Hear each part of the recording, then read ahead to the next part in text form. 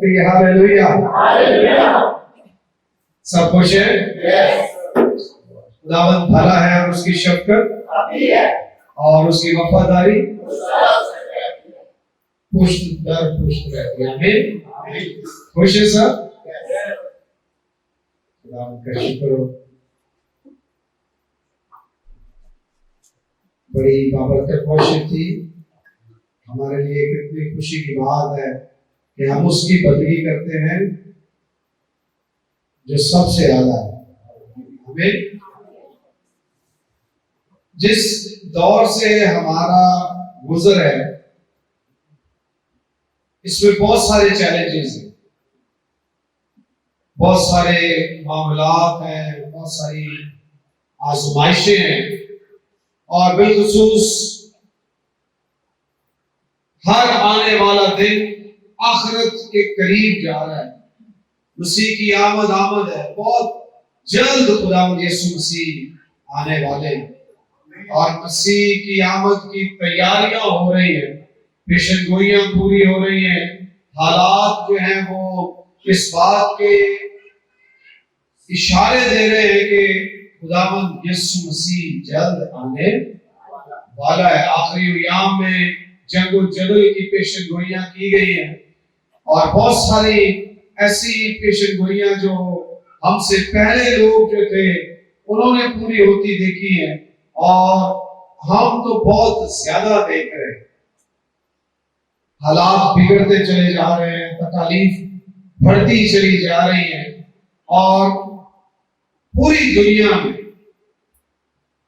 बिलखुसूस इन दिनों में जो रशिया और यूक्रेन की जंग है उससे लेकर भी बहुत सारे उलमा कराम जो है वो इस तरह के इशारे दे रहे हैं कि ये एक और अगला कदम है जो मसीह की आमद के बिल्कुल करीब है।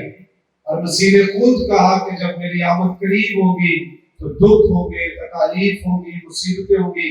एक तो जंगल होगा जो पूरी दुनिया में जंगो जंगल होंगे, लड़ाइयां झगड़े, सल्तनतों पर चढ़ाइयां करेगी, कौमों की एक दूसरे के साथ इस तरह लड़ाई होगी कि कौम कौम पर चढ़ाई कर देगी और फिर जो मुकद्दसीन है उन्हें खास तौर पर सताया जाएगा। एक तो जनरली सारी दुनिया में मामला खराब होंगे, लेकिन फिर खास तौर पर ईमानदारों को सताया जाएगा, ईमानदारों को दुख दिए जाएंगे, मुसीबतें और परेशानियां जो है वो मुकद्दसीन को आखिरी अय्याम में बर्दाश्त करनी पड़ेगी। क्या हम उसके लिए तैयार हैं? जब हम ये कहते हैं मसीह जल्द आ, या फिर हम ये ईमान रखते हैं कि मसीह जल्द आने वाला है, तो फिर ये समझना बहुत ज्यादा जरूरी है कि क्या हम मसीह की आमद के लिए तैयार हैं? क्या हम दुख सहने के लिए तैयार हैं? ईमान में हर हाल में मजबूत रह सकते हैं कि नहीं रह सकते? बाइबल मुकद्दस में से आज हम दूसरा तिमोथेयुस दूसरा बाब 12वीं और 13वीं आयत। अगर हम दुख सहेंगे तो उसके साथ बादशाही भी करें। बादशाही तो सब करना चाहते हैं, बादशाही करनी बाइबल कहती है अगर हम दुख सहेंगे तो उसके साथ बादशाही भी करेंगे। इसलिए तो कहा गया जान देने तक वफादार है तो जिंदगी का ताज। बादशाही तो सभी करना चाहते हैं, लेकिन बादशाही पाने के भी तरीके यहाँ पर लिखा है। अगर हम दुख सहेंगे तो उसके साथ बादशाही भी करेंगे। कुछ लोग जो है वो सारी जिंदगी दुख सहते हैं और उनके दुख सहने का अंजाम भी जो है ना वो बुरा ही होता है। लेकिन हमारे बाबत लिखा है कि अगर मुकद्दसीन दुख सहेंगे तो ये याद रखें हमेशा दुख सहते नहीं रहेंगे। दुख सहने वाले मुकद्दसीन एक वक्त आएगा जब बादशाही भी करेगा। आमीन। तो यहाँ हो सकता है हमारे हालात खराब हो और हमारे नौकरी छूट जाए 20-22 साल पुरानी, लेकिन वहां जो हालात है वो बेहतर ही होने। वहां हमने क्या करनी है? बादशाही करनी। अगर हम दुख सहेंगे तो उसके साथ बादशाही भी करेंगे। अगर हम उसका इनकार करेंगे तो वो भी हमारा इनकार करेगा। बहुत सारे लोग अपना नाम सही नहीं बताते कई बार, आगे पता ना चल जाए मैं कौन, या कहीं कोई डिस्कशन शुरू हो जाए तो फिर हम बात का चुनाव। मतलब ये नहीं है कि हमने अपनी जिंदगी को नादानों की तरह रिस्क में डालना है, लेकिन हमें मसीह का इनकार भी नहीं करना। दुनिया जहान में जिन ममालिक में मसीहियों को सताया जाता है, पाकिस्तान जो है वो टॉप 10 की लिस्ट में आता है। लेकिन हम पहले नंबर पे नहीं है, दूसरे पे नहीं है, पांचवें पे नहीं है, हम छठे नंबर पर। पाकिस्तान में पूरी दुनिया में जिन ममालिक में मसीहियों को ज्यादा दुख और तकलीफ दिए जाते हैं, पाकिस्तान पांचवें और छठे नंबर पे, कभी आगे चला जाता है, कभी पीछे आ जाता है। हमसे ज्यादा खतरनाक ममालिक भी है जहां मसीहियों को बहुत सताया जाता है, दुख दिया जाता है। नॉर्थ कोरिया बहुत खतरनाक मुल्क है मसीहियों के लिए। अगर वहां किसी की बाबत ये पता भी चल जाए कि ये इसने मसीह को कबूल किया है तो समझो वो गया। बाइबल किसी के हाथ में मिल जाए, उसके घर में मिल जाए, तो उसकी जान खतरे में। आपके और मेरे लिए तो बहुत बड़ी आजादी है, हम उसके लिए खुदा का शुक्र करते हैं। चाइना बड़ा खतरनाक मुल्क है, वहां पर कुछ हिस्सों में ईमानदार मौजूद हैं, सरकारी तौर पर इजाजत है, लेकिन एक बहुत बड़ी आबादी ऐसी है जहां वो छुप कर घरों में इबादतें करते हैं। और हम खुदा का शुक्र करते हैं कि हम जो मर्जी सड़क पे खुसूस कराची में रोक लेते हैं और वहां पर इबादतें करना शुरू कर देते हैं। ईरान,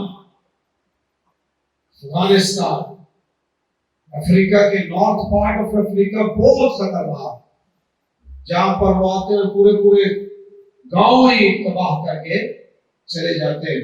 ये सारी चीजें बताने का मकसद ये है कि ईमानदार सिर्फ यहां नहीं दुख पा रहे, हमसे ज्यादा दुख पाने वाले ईमानदार भी। और दुनिया में जिन ममालिक में मसीहियों को ज्यादा दुख दिया जा रहा है, क्रिश्चियनिटी उन ममालिक में कसरत से और तेजी से तरक्की कर रही है।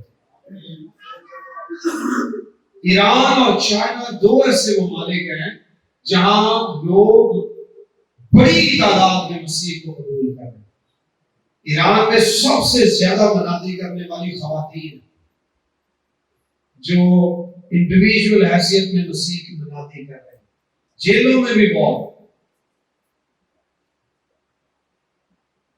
मतलब बताने का ये है कि ना सिर्फ ये ममालिक, बल्कि वो ममालिक जो वक्ती तौर पर हमें लगते हैं कि वो बड़े अच्छे हैं, वहां के कवानीन ऐसे बना दिए गए हैं, वहां उनकी जानों को शायद खतरा ना हो, लेकिन कवानीन इतने सख्त कर दिए गए हैं कि वो अपने ईमान का इजहार उस तौर पर कर नहीं पाते।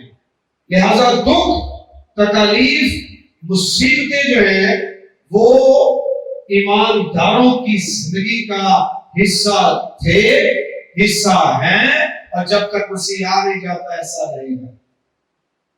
जब आपने मसीह को कबूल किया तो अगर किसी ने आपको यह बताया कि आपकी जिंदगी में दुख और तकलीफ नहीं होंगे तो शायद वो बात मुनासिब नहीं। मसीह ने ये नहीं कहा कि मुझे कबूल करोगे तो दुख नहीं होंगे। मसीह ने ये कहा मुझे कबूल करोगे मैं तुम्हें तन्हा नहीं छोड़ूंगा, मैं तुम्हें अकेला नहीं छोड़ूंगा।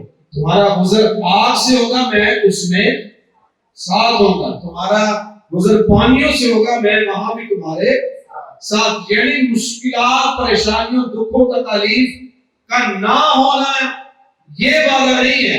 वादा ये है कि जब दुखों, तकलीफ, मुसीबतों से गुजरोगे मैं तुम्हारे साथ होगा। इससे दलेर है। इब्लीस मुख्तलिफ तरीके से हमें तकलीफ देता है, हमारे ईमान को खराब करने की कोशिश करता है ताकि हम मसीही ईमान के मुताबिक जिंदगी बसर ना कर सके। और लोग बाज़ वक़्त अपने ईमान का सौदा करके अपनी जिंदगी की खुशहाली ढूंढने की कोशिश करते हैं, समझौता कर लेते हैं।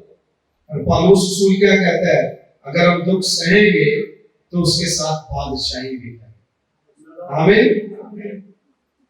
अच्छा, एक बादशाही वो है जो थाईलैंड की बादशाही, एक बादशाही वो है जो ब्रुनाई की बादशाही, एक बादशाही वो है जो बर्तानिया की बादशाही। इन सारी बादशाहियों में क्या है, फर्क है। आप बांग्लादेश, थाईलैंड और बर्तानिया यानी इंग्लैंड में से किसकी बादशाही चुनना पसंद करें?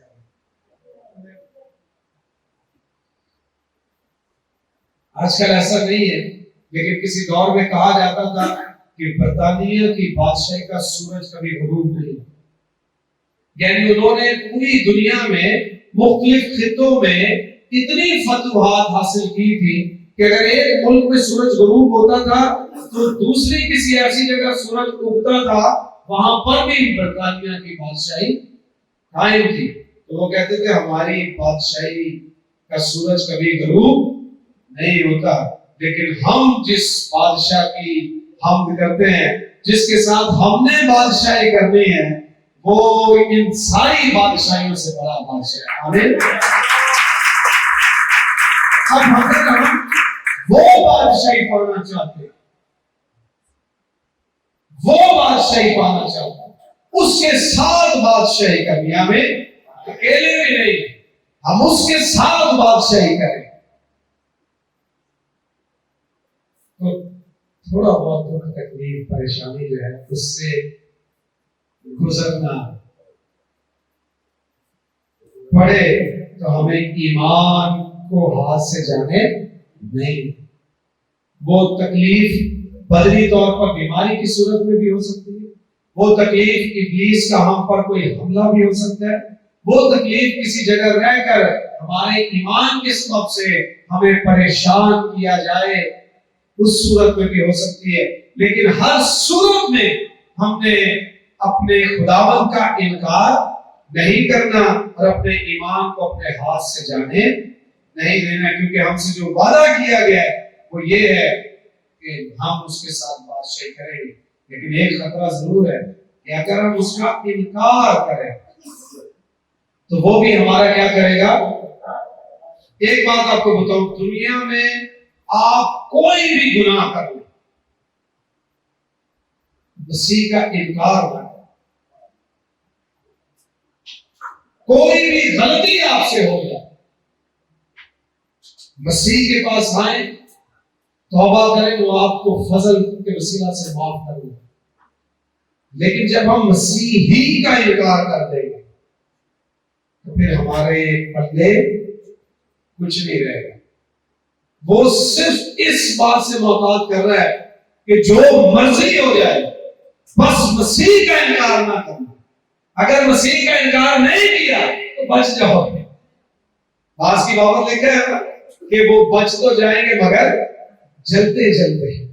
क्यों? क्योंकि उन्होंने मसीह का इनकार, लेकिन जिसने मसीह का इनकार किया वो गया, फिर उसकी बचत नहीं। इसलिए तो आपको कहा जाता है, जब हम आमतौर पर बहुत ज्यादा इस पे बात होती है सोशल मीडिया पर भी, कई जगहों पर भी, कि हमें गैरों में शादियां नहीं करनी। क्यों? क्योंकि जब हम अपने मसीह को, अपने दीन ही को छोड़ देते हैं, फिर हमारी अब्दी जात महफूज नहीं रहती है। सब कुछ काबिल माफी, लेकिन जो इनकार करके चला जाता है उसकी बाबत साफ अल्फाज में लिखा है, अगर हम उसका इनकार करेंगे तो वो भी हमारा कौन हो तुम, किधर से आए। उस रोज वो साफ कह देगा कि मेरी तुमसे कोई वाकियत नहीं है। बाज़ औक़ात हम तैयार नहीं रहते,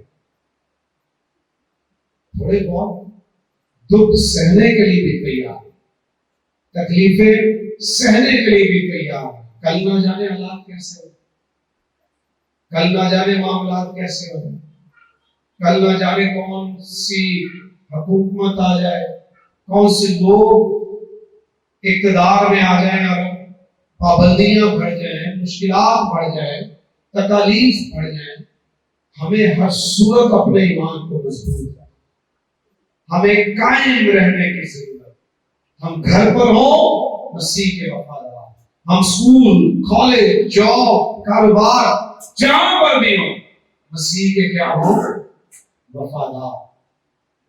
पतरस का पहला खत उसका चौथा बाब 12वीं आयत, ऐ प्यारो, जो मुसीबत की आग तुम्हारी आजमाइश के लिए तुम में भड़की है, ये समझकर उससे ताज्जुब ना करो कि ये एक अनोखी बात हम पर वाकया हुई है। ਅਸੀਂ ਸਮਝਦੇ ਸਾਡੇ ਤੇ ਮੁਸੀਬਤਾਂ ਨੇ, खुदावन तेरे उसके ही लबे सारी जहान की मुसीबतें हमारे लिए, एक मुसीबत खत्म नहीं होती, दूसरी शुरू, दूसरी मुसीबत खत्म नहीं होती, तीसरी शुरू। तो मुसीबतें आज नहीं, मुकद्दसों के पास मुसीबतें शुरू से। तो प्यारो, जो मुसीबत की आग तुम्हारी आजमाइश के लिए तुमने भड़की है, ये समझकर उससे ताजुब ना करो कि ये एक अनोखी बात हम पर वाकया हुई है, बल्कि मसीह के दुखों में जो जो शरीक हो खुशी करो। क्या करो? क्या करो? खुशी करो। मसीह के दुखों में जो जो शरीक हो क्या करो जी? खुशी करो, ताकि उसके जलाल के ज़हूर के वक्त भी निहायत खुश हो रहो। सबके हालेलुया। अगर हम उसके साथ दुख सहेंगे तो बादशाही भी करेंगे, और जो जो मसीह के दुखों में शरीक होते हो खुशी करो, और जो दुखों में शरीक होकर खुशी करते हैं, आज खुशी करते हैं, वो मसीह के ज़हूर के वक्त निहायत खुश हो। आज सिर्फ खुशी करो, तब निहायत खुश होगे। आमीन। निहायत खुश हो। अगर मसीह के नाम के सबब से तुम्हारी मलामत की जाती है, यानी कभी पानी नहीं पीना, कभी रोटी नहीं खानी, कभी इसका टेबल अलग कर दो, कभी ये कर दो, कभी वो कर दो, कभी नखरे, ऐसा हमारे माशरे में अक्सर हमारे साथ होता है। लेकिन खुशी करो, वहां से दुखी होके ना उठो उस टेबल से। काश मैं इनमें से एक होता तो आज मेरे साथ ऐसा ना होता। नहीं, वहां से जब उठो तो खुशी करो, क्योंकि मसीह ने पहले ही से बता दिया है कि लोग मुबारक है वो जो मेरे नाम के सबब से सताए जाते। सताए तो हम रोज ही जाते हैं, कभी बहन को सताती है बहन को, कभी भाई बहन को सताता है, कभी बहन भाई को सताते हैं, कभी बच्चे माँ बाप को सताते हैं, कभी पड़ोसी हमें सताते हैं, कभी सड़क वाले सताते हैं। ये बिना वजह का सताना है। लेकिन मुबारक तुम कब हो? जब मसीह के नाम के सबब से तुम्हें सताया जाए। ना सिर्फ सताया जाए, बल्कि वहां क्या लिखा है? जब मेरे सबब से लोग तुम्हें लान तान करें, जब तुम्हें चूड़ा कहे, जब तुम्हें भंगी कहे, जब तुम्हें पता नहीं क्या कुछ और कहे, जब मेरे सबब से लोग तुम्हें लान तान करें, तो क्या लिखा है वहां? तुम क्या करना? मैं पढ़ता हूं आपको, फिर अच्छा लगेगा। आमीन। 5वां बाब 10वीं आयत, मुबारक है वो जो रास्तबाजी के सबब से सताए गए हैं, क्योंकि आसमान की बादशाही उन्हीं की है। जब मेरे सबब से लोग तुमको लानतान करेंगे और सताएंगे और हर तरह की बुरी बातें तुम्हारी निस्बत नाहक कहेंगे। तुम हो नहीं हो, वो तुम्हारी बाबत नाहक कहेंगे, तो तुम मुबारक होगे। सबके आमीन। हम क्या होंगे? मुबारक होगे। खुशी करना और निहायत शादमान। ये फार्मूला बड़ा होगा। कोई लोग तुम्हें सताए, तुम निहायत शादमान। हमारा तो मैं मैं स्पोर्ट्स को बहुत पसंद करता हूँ और बहुत कम स्पोर्ट्स ऐसी होंगी जो मैं नहीं खेल सकता, और जितनी खेलता हूँ तकरीबन अच्छी खेलता हूँ। मुझे बास्केटबॉल भी आता है, फुटबॉल भी आता है, क्रिकेट भी आता है, रनिंग में मैं बहुत बहुत तेज हूँ, मैं अच्छी खासी स्पीड है, उसमें भी मैं जीतता रहा हूँ। वो और जो छोटी मोटी जो आप फन के लिए खेलते हैं, उनमें जो ब्रेन वाली गेम्स हैं वो भी सारी की सारी काफी हद तक बेहतर तौर पर मैं खेल सकता हूँ।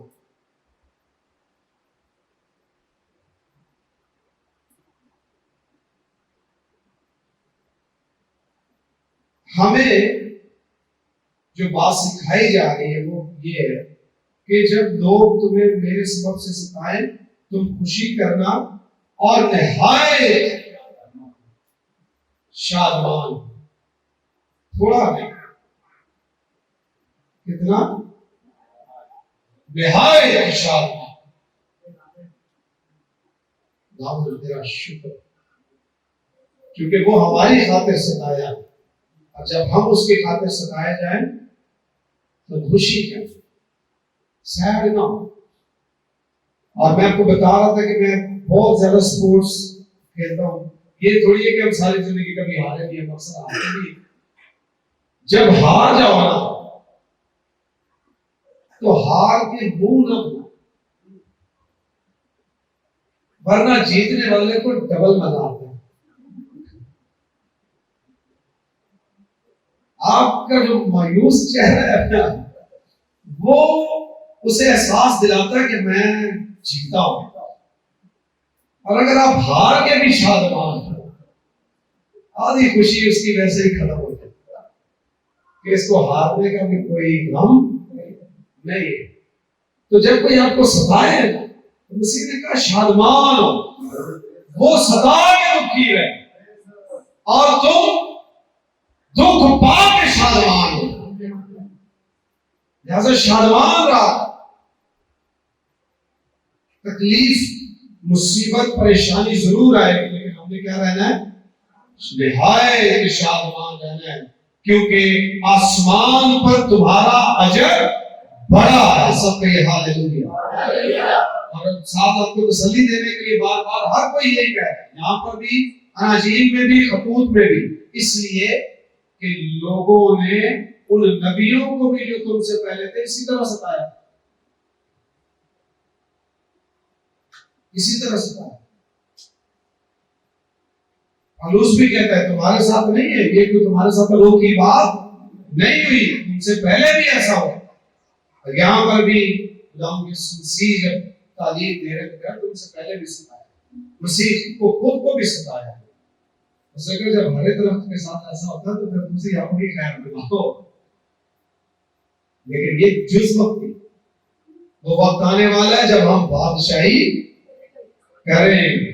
रोमियो का खत निकालिए मेरे साथ, 8वां बाब,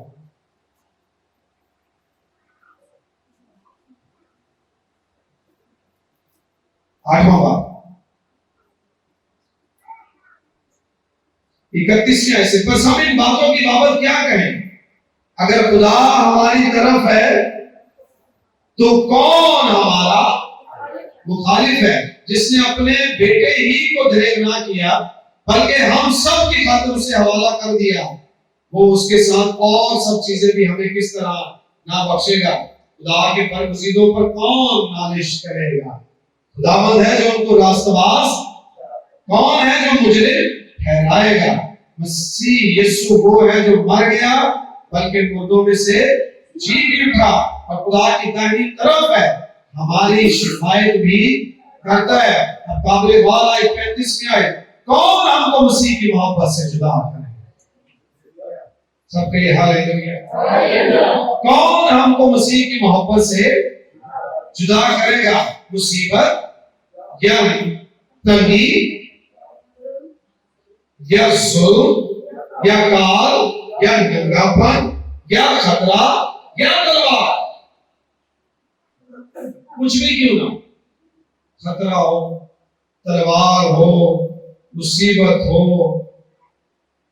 जुल्म हो, तंगी हो। चुनाचे लिखा है कि हम तेरी खातिर दिन भर जान से मारे, हम तो ज़िबा होने वाली भेड़ों के बराबर गिने गए।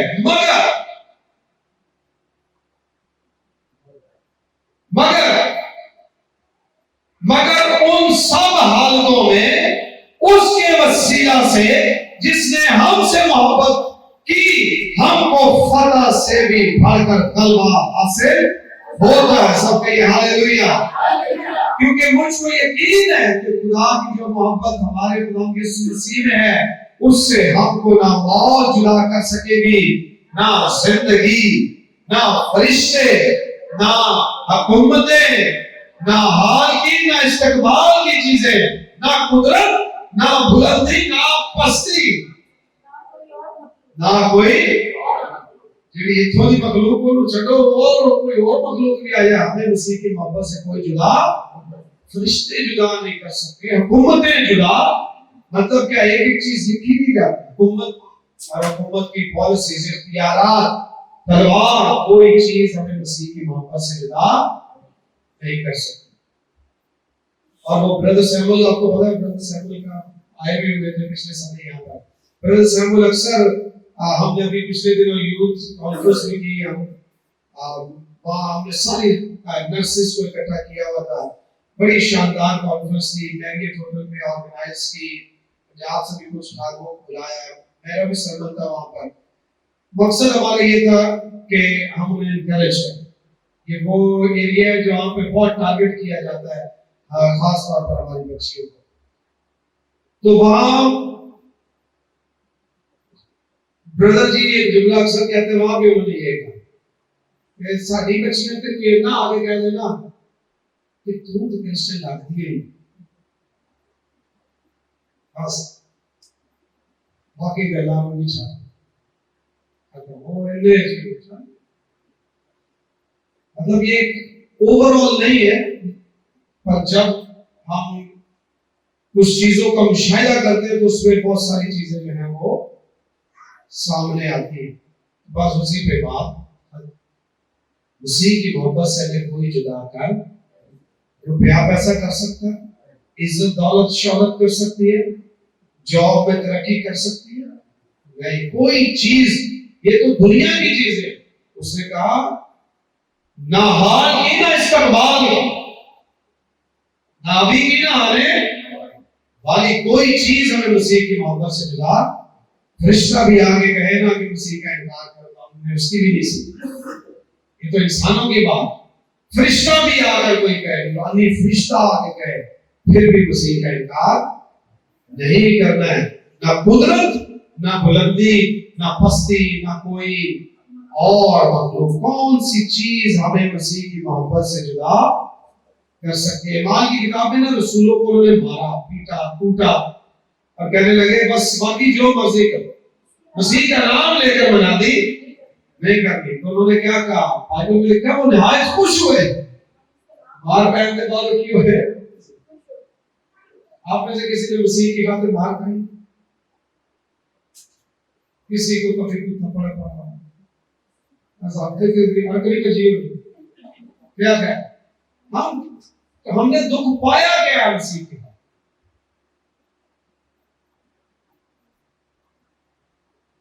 हमारे जो मेजॉरिटी की तकलीफ है, मसीह की खातिर जो हमें तकलीफ मिलती है, वो हमारे वर्क प्लेस में शायद काम करने में मुश्किल, या हमारी प्रमोशन में मुश्किल।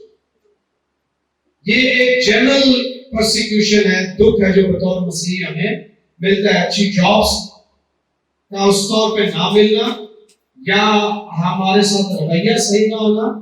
लेकिन हम देखिए इतने लोग बैठे हैं, आज तक हमें एक थप्पड़ नहीं।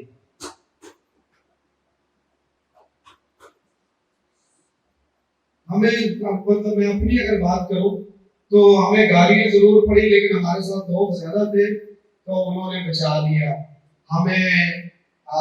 इन्वेस्टिगेशन जरूर हुई है, मुझे थाने भी ले जाया गया। अच्छा ये शुक्र है मुझे मार पड़ी नहीं, किसी और को पड़ गई जो टीम थी हमारी, वो तो गाना सुनते चल गया अंदर, तो हमें निकाल के टीम जो थी वो लेके निकल गई। खींचा ताली बर्दाश्त किया, लेकिन अभी तक कोई थप्पड़ कोई मुक्का इस तरह की मैं अब हम कुछ कह नहीं सकते। हम कितनी शुक्रगुजारी करेंगे, खुदा ने हमें बचाया। और अगर कभी हम इस तरह के हालात के सामना कर भी लें तो हमें क्या रहना है? मजबूत रहना, हमें दलेर रहना, जान देने तक भी वफादार वफादार। ऐसे ऐसे लोग हैं। अब क्या, क्योंकि कुछ चीजें हैं जो ऑफ द रिकॉर्ड काम, हमने ऐसी टीम लीडर्स भी, हमारे जो इवेंजलिज्म टीम्स हैं उसमें ऐसे ऐसे लीडर्स भी हैं जिनके जो सर है ना, हमने खुद कटे हुए बॉडी से टीम्स ने उठाए और उन्हें दफनाया। इस तरह के हालात में लोग मुनादी करते, जान देते, और हम छोटी छोटी ख्वाहिशात की कुर्बानी नहीं दे रहे। ये बताने का मकसद ये नहीं है कि आपके मैं मर जाना, ये खास बुलावा है जो ऊपर से आता है, ये सबके लिए नहीं है। लेकिन हम छोटी छोटी बातों में मसीह का इनकार कर देते, वफादार, हमें ध्यानदार, सताए जाए तो भी कायम मजबूत है। आइए सब कुछ पाएंगे।